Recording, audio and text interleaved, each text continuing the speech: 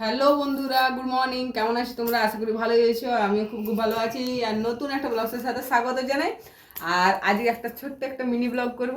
চলো তাহলে, কালকে তো কীর্তন পার হয়ে গেছে, তো আজকে একটা মানে নতুন দিনের সাথে শুরু করছি দিনটা। চলো, এই যে সকালে জল খাবারের জন্য ঘুগনি বানিয়ে নিয়েছি। এই যে দেখতেই পাচ্ছ, এই যে এই ঘুগনিটা বানিয়েছে আমার যা। দেখবো খেয়ে কেমন লাগছে।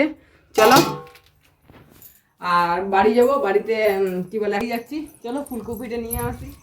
এই যে আমার বোন এখন বাড়িতে আছে, আর বাড়িতে এখন কুড়াকুড়ি করছে।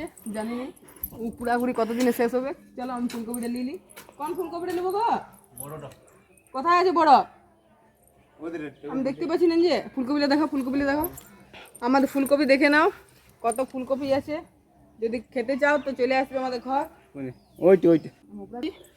ফুলকপিটা কিন্তু ফুটে গেছে, অনেক বড় আছে। এই যে ফুলকপি নিয়ে এলাম, দেখতে পাচ্ছ কত সুন্দর ফুলকপি নিয়ে এলাম। আর ফুলকপির ডাটিলা ভেঙে দিলাম, কারণ ফুলকপির ডাটিলা কিন্তু খেতে হেভি লাগে।